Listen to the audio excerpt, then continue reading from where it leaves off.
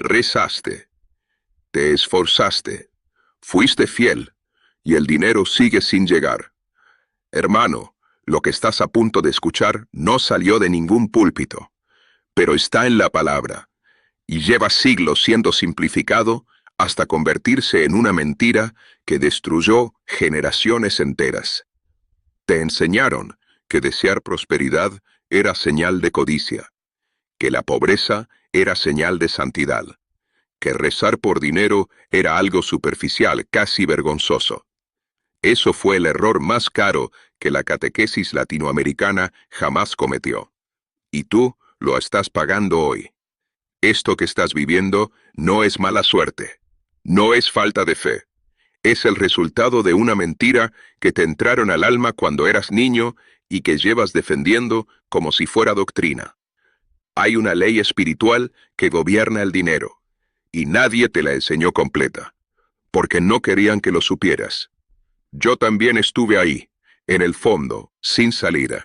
Creí durante años que mi escasez era voluntad de Dios, y esa creencia me tuvo encadenado más tiempo que cualquier deuda. Hoy voy a mostrarte 3 verdades que la Iglesia ocultó sobre la riqueza. La primera va a incomodarte. La segunda va a liberarte. Y la tercera, alma en camino, es la más profunda de todas, porque es el acuerdo que tú mismo estás firmando hoy sin saberlo, creyendo que es humildad, creyendo que es fe. Hace unos años conocí a una mujer en Ciudad de México, comerciante de toda la vida, devota, fiel, y sin embargo el dinero nunca se quedaba. Todavía no sé si vas a creer lo que ella descubrió. Quédate. Lo que viene ahora rompe una cadena que llevas cargando desde antes de nacer. Escribe en los comentarios, yo recibo, si hoy estás listo para que Dios te diga lo que la Iglesia no te dijo. Ella llevaba 48 años hablando de su vida sin escucharse. Me senté con ella en el mercado, entre cajas de fruta y el ruido de la calle. Y mientras me contaba su situación, noté algo que ella no podía notar desde adentro. Cada tercera frase era la misma. Nunca me alcanza. Yo soy así. Lo decía sin pensar. Lo decía como quien respira, como si fuera un dato neutro sobre el clima o sobre su apellido. Sin drama, sin queja, solo como un hecho establecido, inamovible, que ya nadie se molestaba en cuestionar.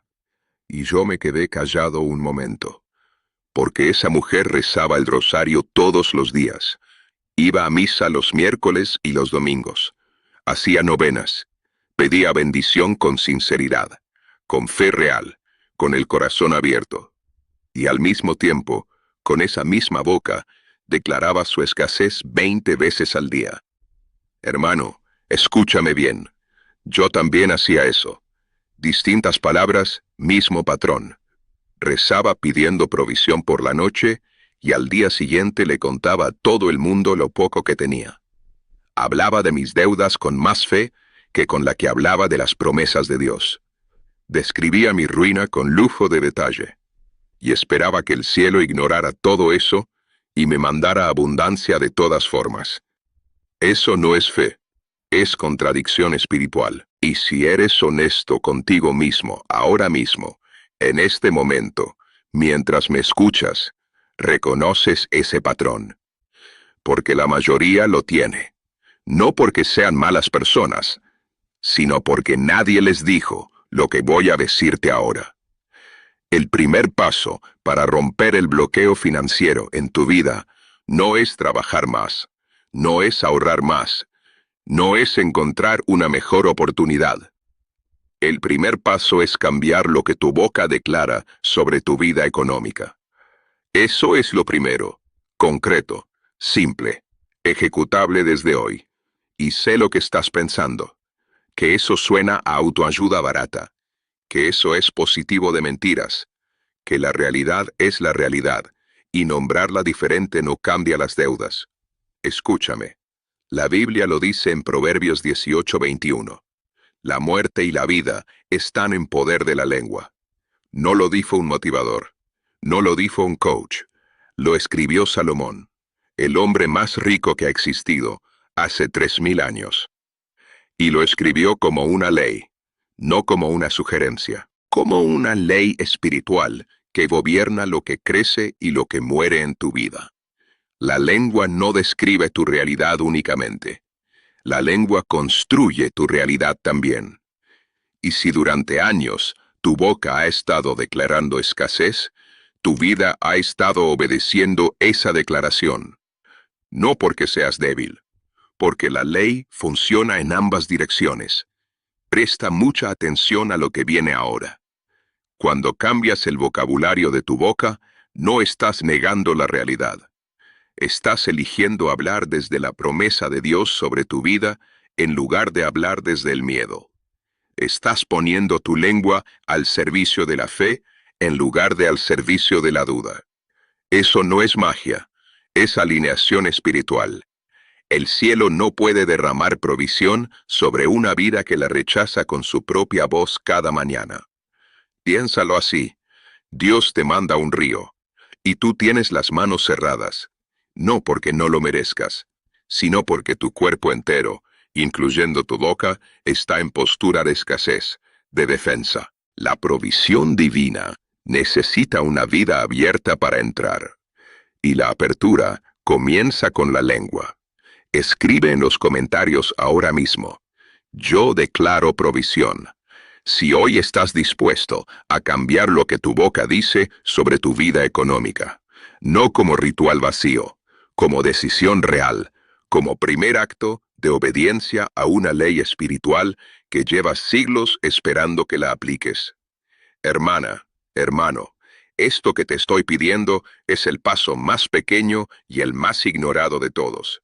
La mayoría lo saltará. Seguirá rezando con el corazón mientras declara ruina con la boca, y luego dirá que Dios no respondió.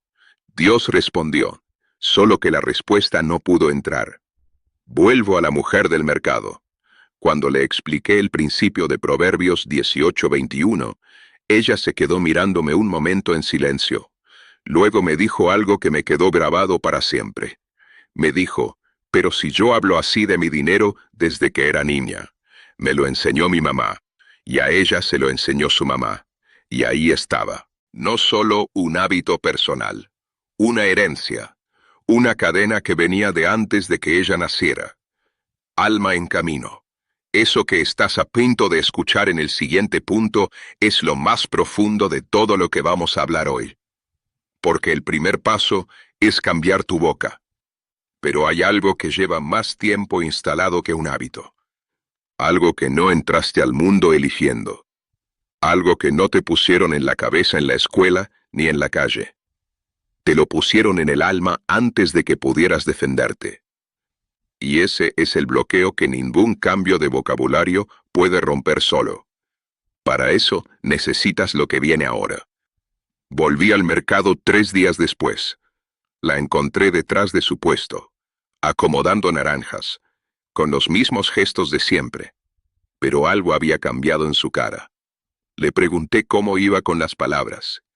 Me dijo que lo estaba intentando, que era más difícil de lo que parecía, que a veces se escuchaba a sí misma diciendo las frases de antes y tenía que parar, respirar, volver a empezar. Eso es honestidad real. Eso es trabajo espiritual real. Entonces le hice una pregunta que no esperaba. Le pregunté qué hacía con el dinero cuando llegaba. Se quedó mirándome. Me dijo que pagaba, que cubría lo urgente, que trataba de que alcanzara para la semana, y que lo que sobraba, si sobraba algo, a veces lo apartaba para Dios. A veces, si sobraba. Me quedé callado. Ella notó algo en mi silencio. Frunció el ceño y me dijo, ya sé lo que me vas a decir, que tengo que diezmar, pero es que no me alcanza. ¿Cómo le voy a dar a Dios lo que no tengo? ¿Cómo voy a dar si yo misma estoy en números rojos? Eso no tiene sentido. Primero necesito tener para poder dar. Así funciona la vida. Y ahí estaba, la lógica del mundo, perfectamente razonada, perfectamente humana, completamente al revés. Hermano, la escuché sin interrumpirla. La dejé terminar. La dejé decir todo lo que tenía guardado. Porque ella tenía razón desde su lógica, desde el sistema de creencias que opera en el 90% de las personas que conozco. Primero, tener. Después, dar. Y esa secuencia es exactamente la que mantiene cerrada la puerta de la provisión. Cuando terminó, le hice una sola pregunta. Le pregunté, ¿cuántos años llevas esperando que primero te alcance para poder dar? Ella no respondió. No tuvo que hacerlo. 48 años de la misma espera. 48 años aplicando la misma lógica. 48 años obteniendo el mismo resultado. Esto que estás viviendo no es mala suerte. Es una ley espiritual operando en sentido contrario. Hermana, el segundo paso que necesitas escuchar hoy es el más contraintuitivo de los tres. Es el que la mente rechaza antes de terminar de escucharlo. Es dar primero, no cuando te alcance, no cuando estés estable, no cuando saldes la deuda. Ahora, desde lo poco, con orden, con intención, con fe activa. Malaquías 3:10 dice algo que la catequesis siempre recortó a la mitad. Dice, traed todos los diezmos al alfolí. Y luego dice algo que Dios casi nunca dice en toda la Escritura. Dice, y probadme ahora en esto. Dios invitando al ser humano a ponerlo a prueba. Eso no es un recurso literario. Es una ley espiritual con condición de activación. Nadie te enseñó esto, porque no querían que lo supieras. La puerta de la provisión divina no se abre desde el lado de la acumulación. Se abre desde el lado de la obediencia. Y la obediencia en el área financiera comienza con el primer acto de dar antes de que la lógica del mundo lo apruebe. Lucas 6:38. Dad y se os dará. Medida buena, apretada, remecida y rebosando. El mecanismo está en el verbo. Dad primero. El resto es consecuencia. Presta mucha atención a lo que viene ahora. Yo sé lo que estás sintiendo, porque yo también lo sentí. Cuando estaba en el fondo, con las deudas encima, con la vergüenza pegada al cuerpo, alguien me habló de dar. Y mi primer pensamiento fue, ese hombre no sabe en qué situación estoy. Dar ahora sería una irresponsabilidad. Primero salgo del hoyo y luego ordeno esa área. Y mientras pensaba eso, el hoyo seguía ahí, igual de hondo, igual de oscuro. El día que tomé la decisión de dar primero, no tenía mucho, pero lo que tenía lo puse en orden, con fe pequeña, con miedo todavía presente, pero con la decisión tomada. Y el cielo sobre mi vida económica comenzó a moverse, no de un día para otro, pero comenzó a moverse. Alma en camino, cuando le hablé a la mujer del mercado del diezmo, ella me escuchó con los brazos cruzados, la mandíbula apretada, con esa expresión de quien ya escuchó esto antes y sabe que a ella no le va a funcionar. Hermano, esa resistencia es una señal. Cuando algo en tu interior se resiste con esa fuerza, no es desacuerdo intelectual. Es un bloqueo espiritual protegiéndose a sí mismo. La resistencia que sientes ante el dar es exactamente proporcional al poder que ese dar tendría sobre tu situación financiera. Y algo en su cara cambió. No de golpe. Fue un gesto pequeño. Bajó los brazos, los puso sobre el mostrador, y en voz muy baja, casi sin querer que yo la escuchara, dijo, toda la vida esperé el momento en que me alcanzara, y nunca llegó. Eso fue suficiente. Una frase dicha en voz baja vale más que 10 argumentos teológicos. Si tú también llevas años esperando ese momento que nunca termina de llegar, escribe ahora mismo en los comentarios, yo doy primero. No como ritual vacío, como declaración de un cambio de postura espiritual ante Dios y ante tu propia vida económica. Como el primer acto concreto de obediencia a una ley que lleva esperándote toda la vida. Hermano, Voy a ser directo contigo sobre lo que viene. El primer paso fue tu boca. El segundo paso fue tu mano. Pero hay un tercer paso, y es el más profundo de todos. Es el que ninguno de los otros dos puede reemplazar por sí solo. Porque puedes cambiar lo que dices. Puedes comenzar a dar con orden.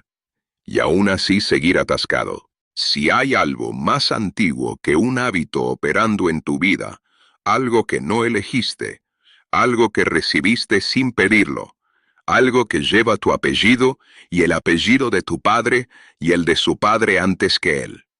Hay una cadena que no entró por tus decisiones, entró por tu sangre, y esa cadena tiene un nombre y tiene una forma de romperse, pero es la más difícil de ver porque se parece demasiado a quien eres. Nadie te habló de eso todavía. Lo que viene ahora es la raíz de todo. Volví al mercado una semana después. Ella ya no estaba detrás del puesto de naranjas. Estaba parada en la entrada del mercado, de pie, con una caja de mandos en las manos, mirando hacia afuera. Me vio llegar y algo en su cara cambió. No era alegría exactamente. Era algo más quieto que la alegría. Algo parecido al alivio. Me dijo que había intentado los 2 pasos, que estaba cambiando sus palabras, que había apartado el diezmo completo por primera vez en muchos años, que algo en esa semana había sido diferente. Le pregunté qué había hecho con el dinero que le había sobrado. Se quedó callada un momento. Me dijo que lo había guardado. Lo había guardado. No para darlo, no para invertirlo, no para avanzar. Lo había guardado escondido, en un lugar donde nadie lo encontrara. Por miedo a que si alguien lo veía, algo malo pasara. Por miedo a que si se sabía que tenía un poco más, alguien se lo quitara. Por miedo a que si lo dejaba crecer, Dios decidiera quitárselo para probarla. Guardado. Por miedo. Le pregunté una sola cosa. Le pregunté, ¿tú crees que Dios te quiere ver prosperar? Ella no respondió de inmediato. Bajó la caja de mangos, la puso en el suelo, cruzó los brazos sobre el pecho. Me dijo que sí, que lo creía, que por eso rezaba, pero en su voz había algo que no era convicción. Era una respuesta aprendida, una respuesta correcta, no una certeza vivida desde adentro. Le dije, hermana, hay una diferencia entre saber que Dios quiere tu prosperidad y creer que esa prosperidad es para ti. Y ahí se abrió algo.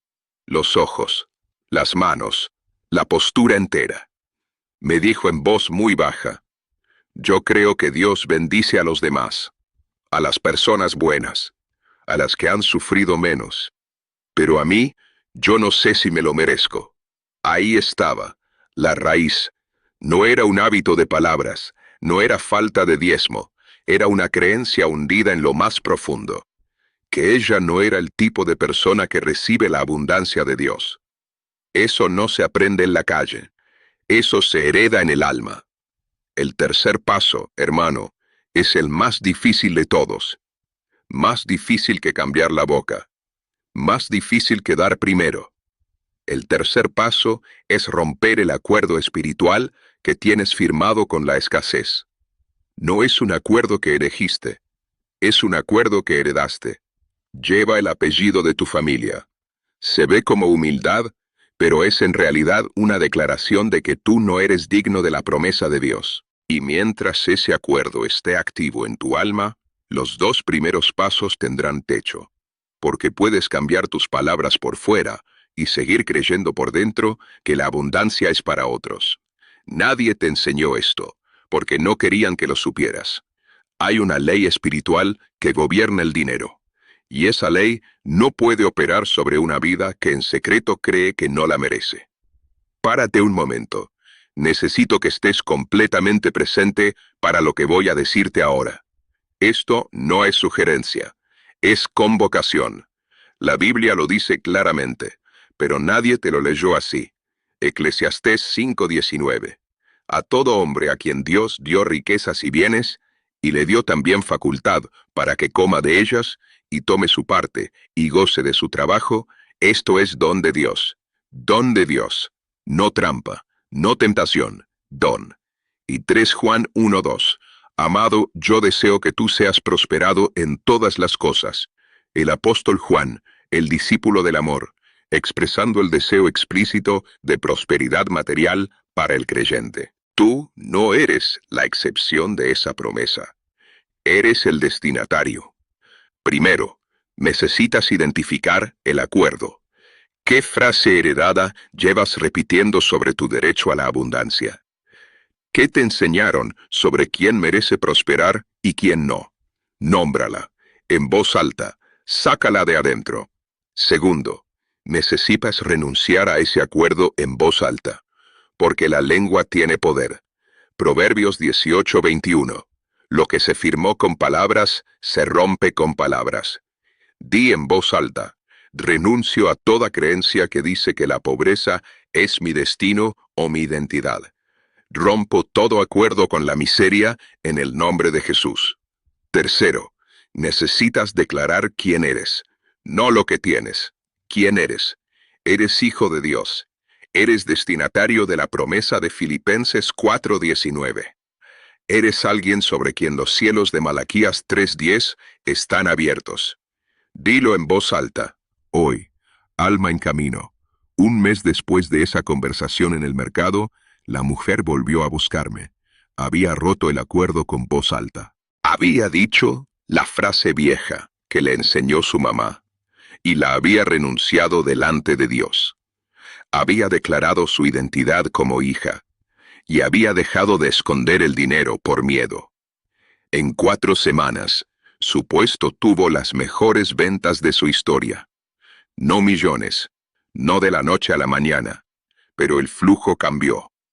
Las puertas que habían estado cerradas 48 años empezaron a moverse. Esto que estás viviendo no es mala suerte. Es una ley espiritual esperando que dejes de resistirla. Hermano, yo sé lo que es ese fondo. Yo lo conozco desde adentro. Recuerdo la noche en que lo perdí todo. Estaba sentado en el suelo de un cuarto vacío, literalmente vacío, sin muebles, solo el piso frío bajo las palmas de mis manos. Y en ese silencio, lo único que sentía en el cuerpo era vergüenza. No tristeza, vergüenza. La vergüenza de creer que yo era el tipo de persona que acaba así. Esa noche rompí el acuerdo. No porque tuviera fe suficiente, sino porque ya no me quedaba nada más que perder. Y Dios entró exactamente ahí. Oremos juntos ahora. Pon una mano en el pecho y repite esto desde lo más profundo. Padre, reconocemos hoy que hemos llevado un acuerdo firmado con la escasez. Un acuerdo que no elegimos, pero que hemos defendido como si fuera fe. Hoy lo rompemos. Cada creencia que dice que la pobreza es nuestra identidad, que la abundancia es para otros, que tú no nos quisiste prósperos, lo rompemos en el nombre de Jesús.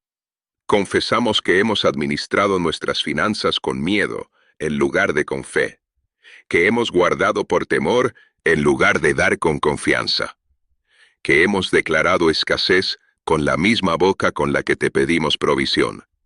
No nos condenamos, nos confesamos ante ti y recibimos tu gracia para comenzar diferente desde hoy. Declaramos que tú eres nuestra única fuente, no el mercado, no el gobierno, no la suerte. Tú eres el Señor que suple todo conforme a tus riquezas en gloria. Los cielos sobre nuestra vida económica están abiertos, y somos hijos que reciben, no mendigos que esperan. Abrimos las manos y el corazón ahora mismo. Recibimos la provisión que ya preparaste. Recibimos la identidad que nos diste. Recibimos el don de administrar lo tuyo con fidelidad y con gozo. Amén. Escribe ahora mismo en los comentarios: yo rompo el acuerdo. Si hoy decidiste dejar de firmar con la miseria, si hoy decidiste que la abundancia de Dios es también para ti, no como deseo, como declaración de pacto, como el acto más valiente que un creyente puede hacer. Lo que el dinero no puede comprar, el alma ya posee. Pero lo que Dios prometió, también es tuyo.